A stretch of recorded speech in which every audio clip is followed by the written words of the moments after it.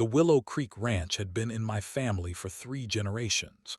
My grandfather built the main house with his own hands in 1963, and my grandmother planted the oak trees that now towered over the long gravel driveway.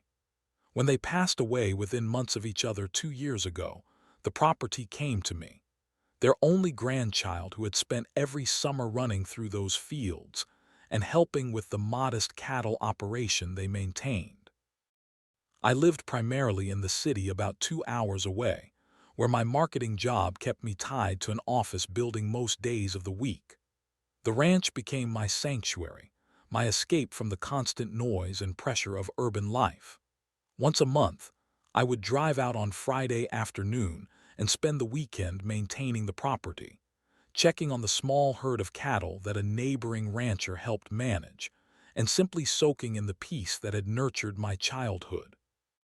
The main house remained mostly as my grandparents had left it, faded floral wallpaper in the kitchen, the heavy oak dining table where we had shared countless meals, and the creaky rocking chair on the front porch where my grandfather would watch the sunset. The smaller guest house about 100 yards from the main building had been my project. I had been slowly renovating it, hoping to eventually rent it out as a weekend retreat for city folks looking to experience rural tranquility. It was during one of my monthly visits in early spring that I first noticed something was not quite right. The padlock on the tool shed had been replaced with a newer one. I had to use the spare key I kept in my truck. Inside, tools were arranged differently than how I remembered leaving them. At first, I dismissed it as faulty memory.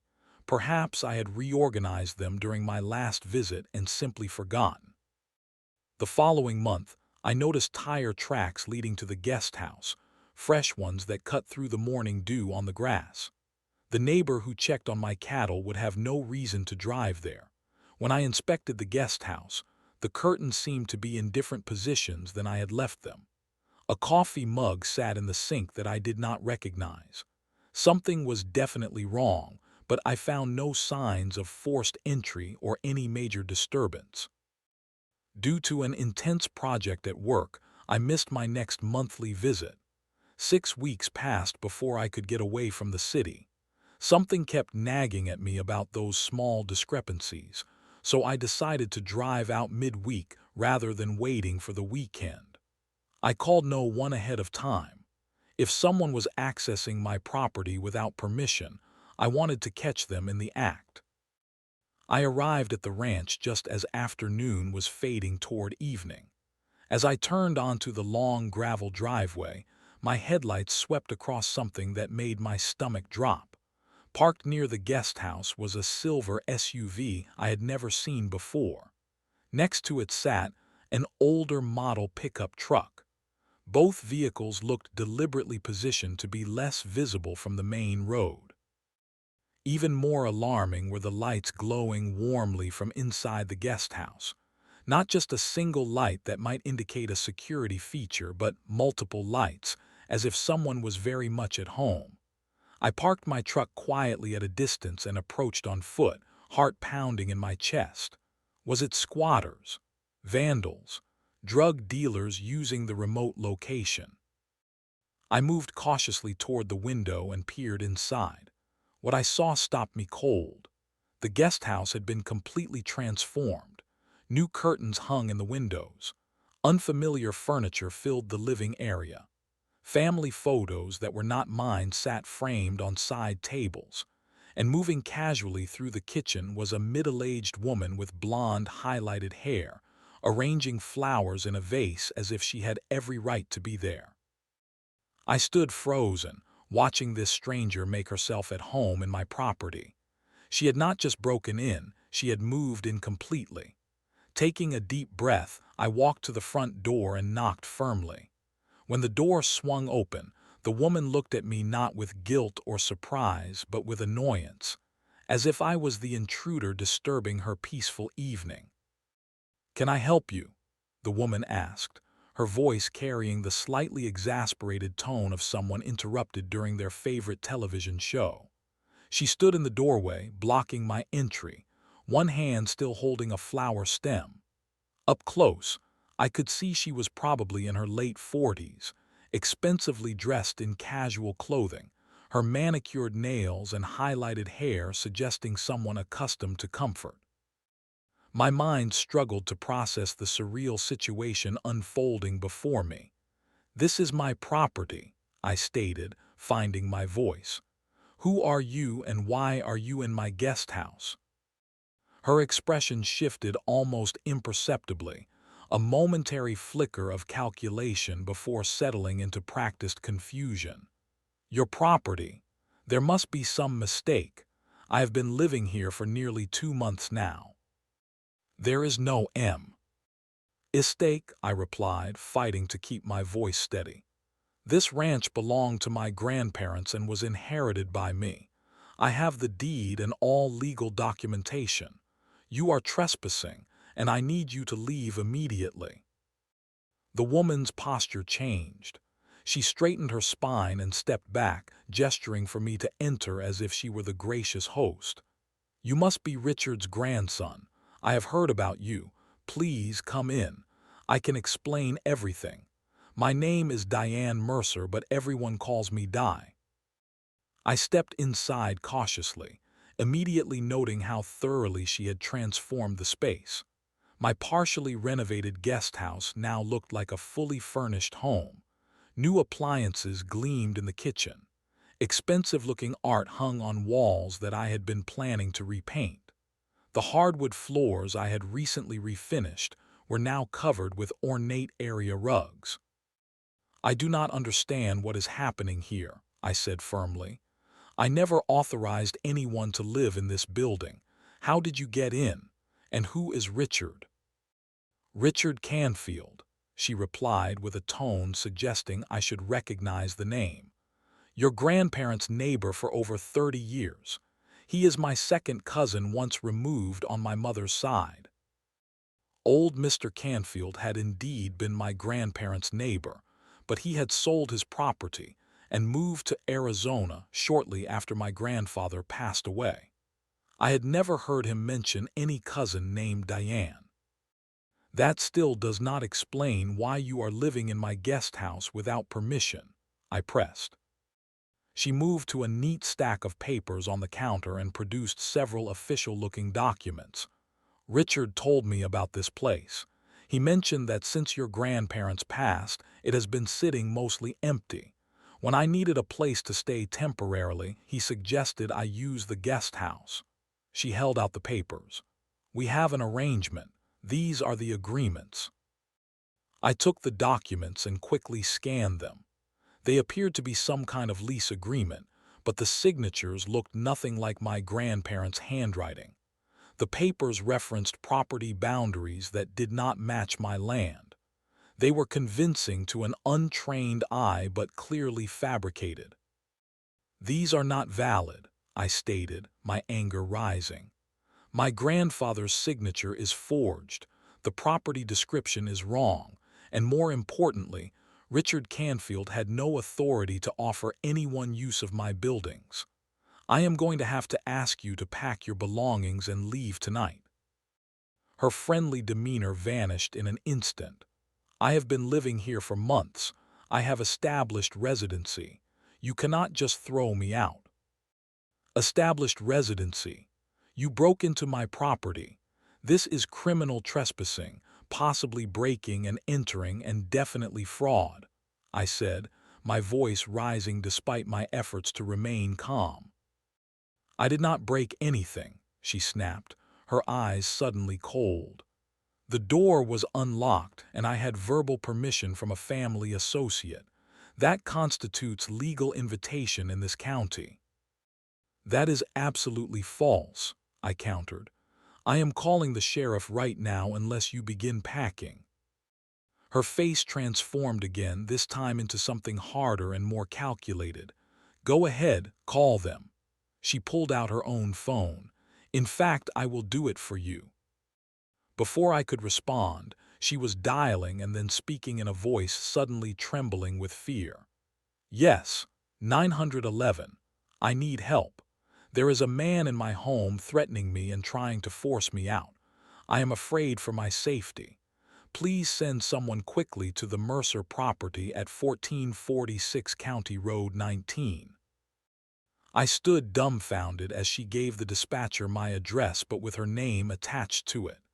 She was calling the police on me, the legal property owner, and reporting me as an intruder. I quickly pulled out my own phone and began recording. "What are you doing?" I demanded as she ended her call. "Protecting myself," she replied, her voice returning to normal the instant she disconnected from 911. "The police will be here soon. I suggest you prepare to explain why you are harassing a single woman in her home." I felt a cold wave of disbelief wash over me. "This is not your home. I have tax records, the deed, utility bills." "And I have established occupancy," she interrupted with unsettling confidence. "In this state, that means something. The officers will have to treat this as a civil matter, not criminal. They cannot remove me without an eviction process." She smiled slightly. "I hope you have a good attorney." The wait for the sheriff deputies seemed eternal. I stood outside on the porch of the guest house, unwilling to remain inside with this stranger, this Karen, who had so confidently claimed my property as her own.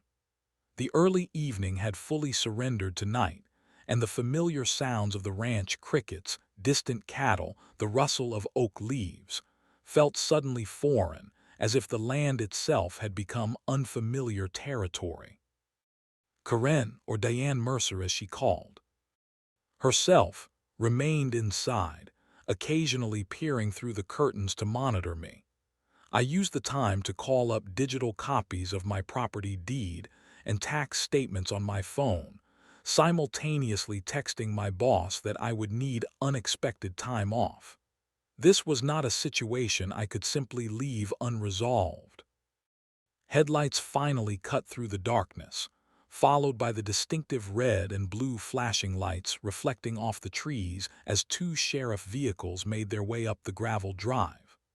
The crunch of tires on gravel announced their arrival, and moments later, two deputies approached, an older officer with graying hair and a no-nonsense expression, and a younger deputy who looked to be in his early 30s.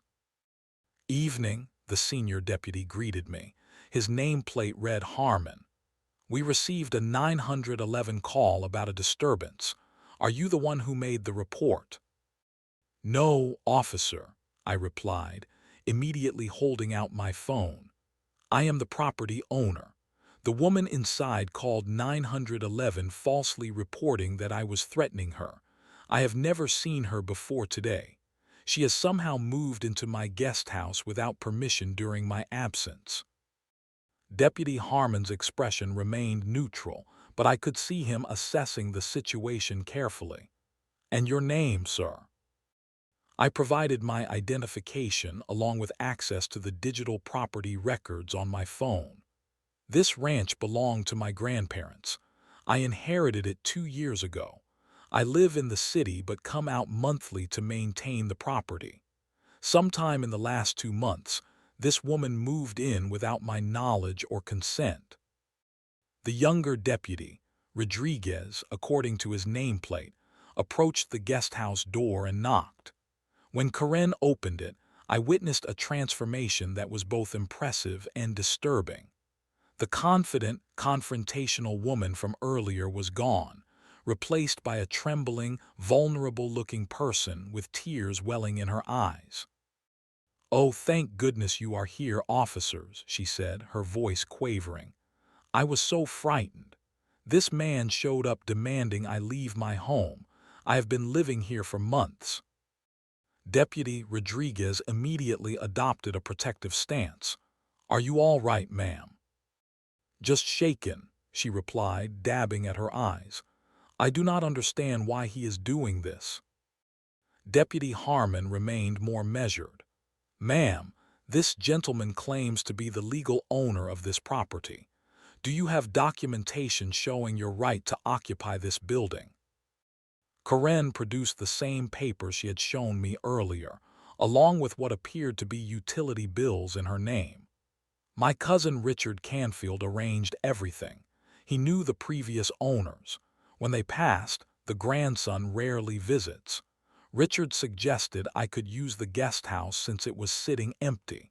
I have been paying utilities for 2 months now. I stepped forward. Deputy, Richard Canfield was indeed my grandparents' neighbor, but he sold his property and moved to Arizona last year. He had no authority whatsoever to allow anyone to use my buildings. Those documents she is showing you are fabricated. Deputy Harmon examined the papers carefully, while Deputy Rodriguez continued to hover protectively near Karen. I could see the younger officer was already sympathetic to her performance. "Ma'am, do you have any direct communication with the legal property owner or the executor of the estate?" Harmon asked. Karen produced more papers, emails that appeared to be between her and someone using my name, discussing use of the property. I felt my blood pressure rising. "Those are complete fabrications," I stated firmly. "I have never communicated with this woman in my life. Those emails are not from me." Deputy Harmon nodded slowly, then stepped away, gesturing for me to follow him toward his vehicle. Once we were out of earshot, his expression became more serious. "Sir, I can see we have a complicated situation here. Your documentation appears to be in order, and I believe you are indeed the legal owner. However, the situation is not as simple as asking her to leave." "What do you mean?" I asked, dread building inside me. "She is trespassing on my property." "Under normal circumstances, that would be clear-cut," he replied. "But she has established what might legally qualify as residency. She has utility bills in her name. She has mail delivered here. She has personal belongings throughout the dwelling. Under state law, even if her initial entry was unauthorized, we cannot simply remove her as a trespasser at this point." I stared at him in disbelief. "Are you telling me that someone can break into my home, move their things in, and then I cannot remove them?" "Unfortunately, in some cases, that is exactly how the law works," he confirmed. "What we are looking at now is potentially a civil matter requiring formal eviction proceedings, not a criminal trespassing situation." The words hit me like a physical blow. So she just gets to stay in my guest house after breaking in. "For now, we cannot forcibly remove her without a court order," Deputy Harmon explained, genuine regret in his voice. "I suggest you contact an attorney immediately who specializes in property law and unauthorized tenancy. They can help you file for emergency eviction proceedings."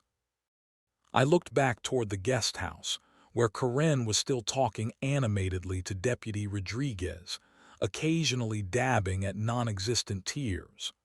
When our eyes briefly met through the window, I caught the slightest hint of a smile, not relief, but victory. "Here is what I can do," Deputy Harmon continued. "I will file a full report documenting your claim of ownership, which will help with your case. I strongly recommend you stay in the main house tonight, not off the property, to establish your ongoing presence. Document everything, take photos of both buildings, and do not engage with her directly again without legal representation." As the deputies prepared to leave, unable to resolve the situation that night, I stood in the driveway watching Karen through the window of my own guest house. She moved confidently around the kitchen, her tearful performance abandoned now that Deputy Rodriguez had returned to his vehicle. I realized I was facing something far more calculated than a simple trespasser. This woman knew exactly what she was doing, and somehow, despite being completely in the wrong, she had the upper hand. The main house felt cold and unwelcoming as I entered it that night, despite being the rightful owner. I could not shake the feeling that I was now the intruder on my own property, with Karen, or whatever her real name was, watching from the guest house windows. Sleep was impossible.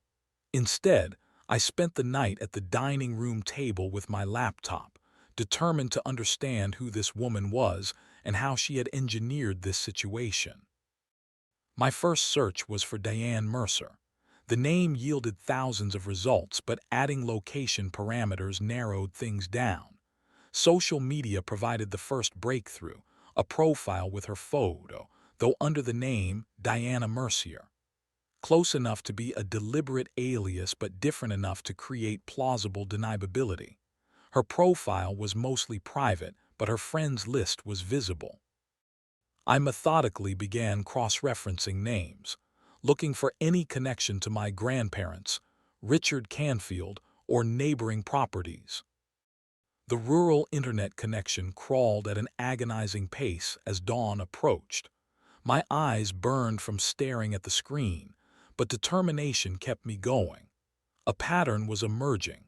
Diana/Diane had connections to at least 3 other rural property owners in neighboring counties. I wrote down names and began searching public records for these properties. County records revealed the first truly disturbing information. One of these properties, a small farm about 40 miles away, had been involved in a legal dispute the previous year.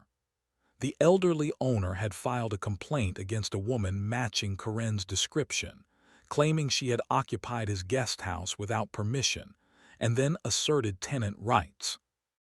The case had been dismissed when the property owner failed to appear at a hearing because, as a local obituary revealed, he had died unexpectedly of a heart attack just days before the court date. By morning, I had barely scratched the surface, but my suspicions were confirmed.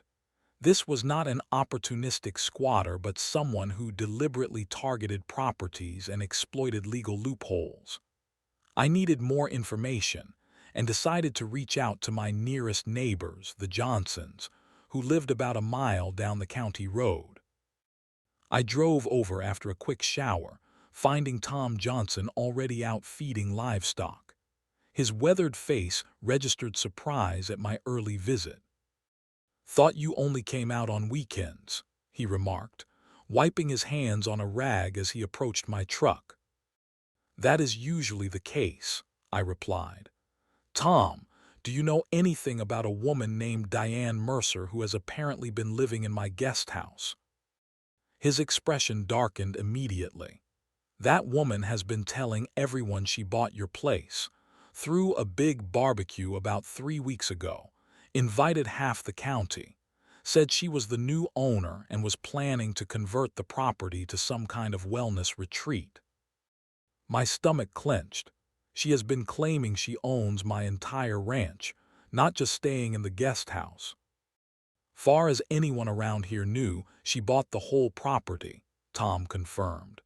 "Said your grandparents' deed transferred to her through some family connection. Seemed odd to me, since I knew your grandparents left everything to you, but she had paperwork she was showing around. Professional-looking documents." "She is lying," I said flatly. "She broke in and is now refusing to leave.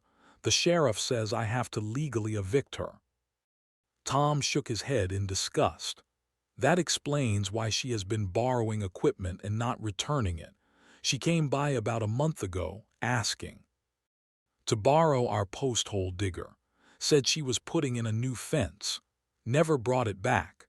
When Helen went over to ask for it, this Diane woman claimed Helen had told her she could keep it indefinitely." "Has she done this to others?" "The Williamsons loaned her a stock trailer. The Patels let her use some irrigation equipment. Come to think of it, I do not think anyone has gotten their things back." He paused, his expression growing more concerned. "You know what really bothers me, though? Last week at the feed store, she was talking about selling off some of your cattle. Said they were not part of her long-term plans for the property." That information sent a bolt of panic through me. "She is planning to sell my livestock." Sounded that way. Rowley at the feed store told her he would need to see brand inspection certificates and bills of sale. She said she would bring them next time. I thanked Tom and headed straight back to the ranch, my mind racing. On the drive, I called the local sheriff's office and requested to speak with Deputy Harmon to report the potential livestock theft threat. They promised he would call me back when he came on duty.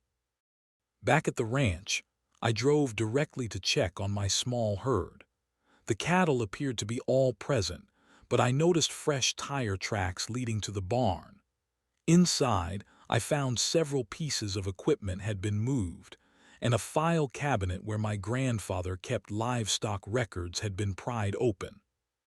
Returning to the main house, I resumed my research with renewed urgency. This time, I expanded my search to include court records in multiple counties, looking for patterns of property disputes.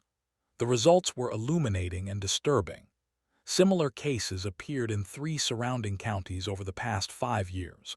A woman with various slight name variations moving onto properties with absentee or elderly owners, establishing residency, then fighting eviction through legal maneuvers. In 2 cases, the property owners had eventually given up, settling for small payments just to be rid of her. Social media provided the most damning evidence. Though Karen's profile was largely private, public photos tagged by others revealed the extent of her deception. There she was at a barbecue clearly held on my property, standing next to my grandfather's old grill. The caption read, "Diana showing off her beautiful new ranch, so excited for her fresh start." Another photo showed her giving what appeared to be a tour of my barn to several guests. Diana's wellness retreat coming soon, helping her plan the remodel of the old stables into meditation spaces. The most infuriating discovery came when I found a community social media group for the area. Karen had joined 3 months ago, before I had even noticed the first signs of intrusion. She had been systematically introducing herself to local businesses, service providers, and neighbors as the new owner, creating a web of perceived legitimacy long before I caught her. In one post, she had even written, "So grateful to finally close on my dream property. Previous owners left it neglected, but with some TLC, this ranch will shine again." The comments section was filled with welcoming messages from community members who had no idea they were being deceived. By midday, I had compiled a substantial file of evidence documenting her pattern of deception and similar schemes in other locations. This was not a misunderstanding or opportunistic squatting. Karen was running a sophisticated operation targeting properties she believed were vulnerable, and somehow, my beloved family ranch had ended up in her crosshairs. The law office of Morrison and Whitley occupied the second floor of the only 3-story building in the county seat. Patricia Morrison's reputation as the toughest property attorney in the region had led 3 separate people to recommend her when I started making calls. Her office was exactly what you might expect: wood paneling, leather chairs, and walls lined with thick legal volumes that suggested serious business happened here. Patricia herself defied the stereotype. A woman in her early 60s with short silver hair and bright turquoise glasses, she listened to my story without interruption, occasionally making notes on a yellow legal pad. When I finished recounting the whole situation, she sat back and folded her hands. "Unfortunately, what you are describing is becoming increasingly common," she said, her tone matter of fact. "We call them professional squatters. They deliberately target properties where ownership might be in transition or where the owner is frequently absent.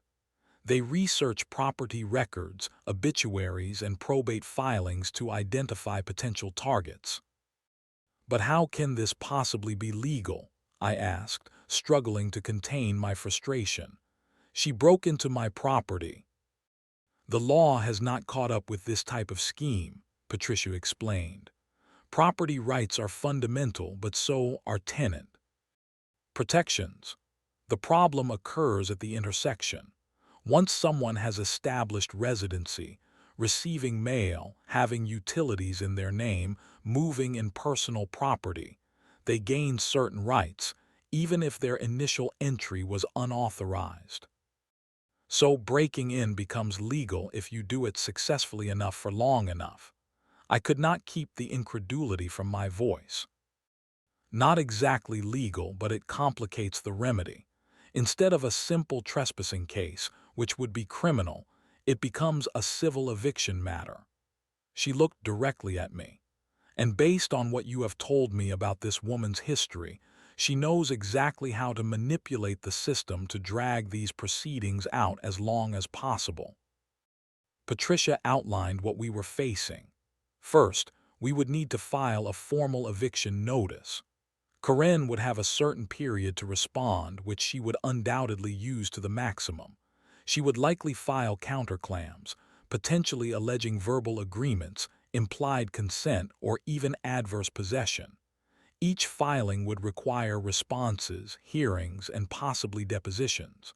The process could easily take months. What about her trying to sell my livestock? I asked. That is outright theft.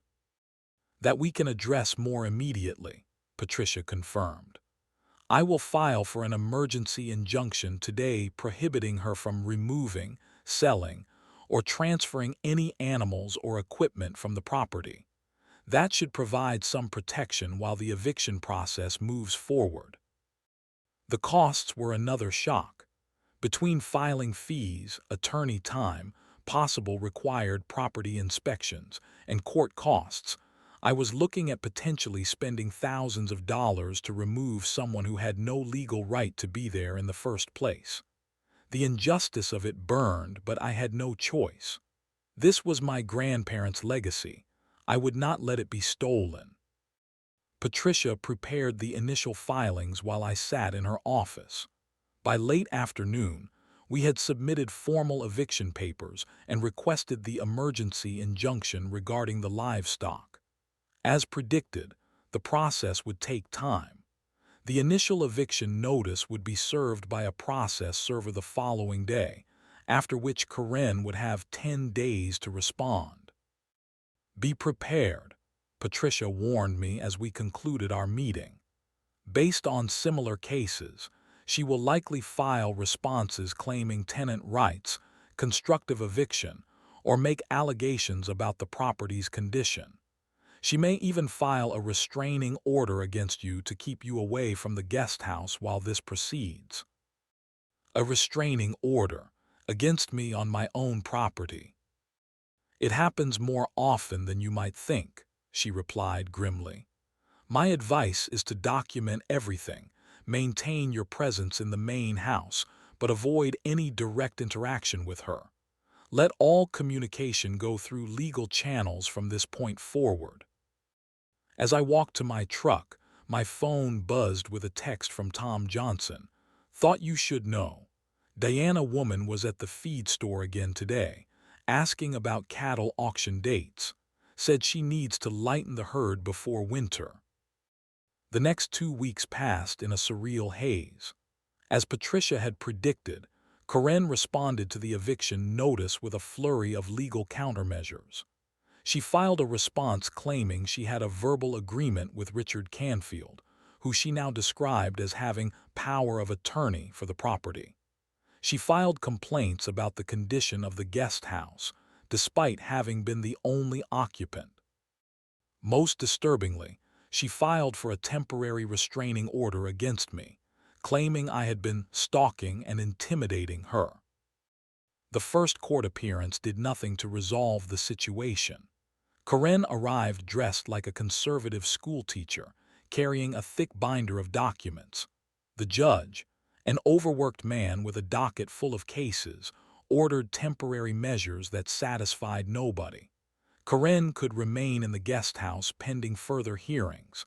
I was prohibited from approaching within 50 feet of the guest house. The livestock could not be removed without court approval. Each day brought new challenges. Karen filed complaints with the county about the main house's septic system, triggering a mandatory inspection. She called animal control, claiming the cattle were being neglected. She even filed a noise complaint when I was mowing the lawn. The legal bills mounted with each response we had to file. The stress began taking a toll on my health and work. I had to take a leave of absence from my job to deal with the situation, cutting off my income just as expenses were spiraling. Each time I saw Karen walking confidently around my property as if she owned it, the injustice ate at me a little more. What had started as a simple trespassing case had morphed into a complex legal battle that threatened not just my ownership of the property, but my financial stability and mental well-being. The system that should have protected me seemed designed to favor the person willing to manipulate it most aggressively. As another month passed with no resolution, I began to understand why some of her previous victims had simply given up. The Bluebird Diner had been the social hub of the county since the 1950s. On Wednesday mornings, local ranchers and farmers gathered there for coffee and conversation before heading to the weekly livestock auction in the next county. It was Tom Johnson who suggested I join them, sensing my growing isolation and frustration. "Folks need to hear what is really happening," he said when he picked me up that morning. "Diana, or whatever her name is, has been spinning quite a story around town." The diner fell silent when we entered, a dozen curious faces turning toward me. Many I recognized from community events during my grandparents' time. Some had already heard rumors about the dispute, but few knew the full story. Over mugs of strong coffee and plates of biscuits and gravy, I recounted everything, finding Karen in the guest house, her false claims, the legal nightmare I was now embroiled in. I showed them the evidence I had compiled of her similar schemes in other counties. "She tried the same thing with my cousin over in Hartley County," said Walter Abernathy, an older rancher who rarely spoke at these gatherings. "Different name then, called herself Donna something. Moved into his hunting cabin while he was working pipeline in Alaska. Took him 8 months to get her out, and she stripped the place bare when she finally left." One by one, others shared stories. Karen had borrowed equipment she never returned. She had approached several people about buying portions of her ranch. Once she settled the boundary dispute with the neighbor. She had even tried to hire local teenagers to help move some of my stored furniture to a consignment shop, claiming she was decluttering inherited items. By the end of breakfast, something had shifted. What had been my isolated legal problem had transformed into a community concern. These were people whose families had lived alongside each other for generations. They operated on handshakes and honored their word. The idea that someone was exploiting their community values to steal property struck at the heart of everything they believed in. "This ain't right," declared Eleanor Wilkes, who ran the local hardware store. "My daddy always said the law is supposed to protect honest folks, not reward thieves." What happened next surprised me. Eleanor pulled out her checkbook and wrote a check toward my legal expenses. Others followed suit. Those who could not contribute financially offered other support, documenting their interactions with Karen, providing statements about equipment she had borrowed, offering to help maintain the property while I dealt with legal matters. Tom Johnson's son Jason worked for the regional newspaper. "This is a story people need to hear," he said. "Not just here, but everywhere. These property schemes are happening all over. With your permission, I would like to write about what is happening." Within days, Jason's article appeared not just in the local paper, but was picked up by larger regional publications. The headline read, "Modern Homesteading Scam. Woman Claims Rights to Family Ranch Through Legal Loopholes." The article detailed Karen's methods, included photos of her from community events where she had claimed to be the property owner, and quoted legal experts about the growing problem of professional squatters. The publicity had immediate effects. People who had encountered Karen in her previous schemes began contacting me with information. A retired detective volunteered to help compile evidence of her pattern of behavior across multiple counties. Most significantly, a private investigator offered his services pro bono after reading about the case. My parents lost their retirement cabin to a scheme like this, he explained when we met. The legal system failed them. I want to make sure it does not fail you. The investigator uncovered what we had suspected. Diane Mercer was just one of many aliases. Her real name was Catherine Renault, and she had a history of similar property schemes dating back nearly a decade. In 2 cases, she had actually managed to obtain legal title to properties through adverse possession claims when elderly owners became too exhausted or financially drained to continue fighting. Most disturbingly, he discovered she was not working alone. She was part of a loose network of professional squatters who shared information about vulnerable properties and legal tactics. They specifically targeted inherited properties in rural areas, counting on absentee owners having limited resources and community connections. The support from the community changed everything for me. The isolation that had been crushing me lifted. Each day brought new offers of help, from legal advice to meals dropped off at the main house.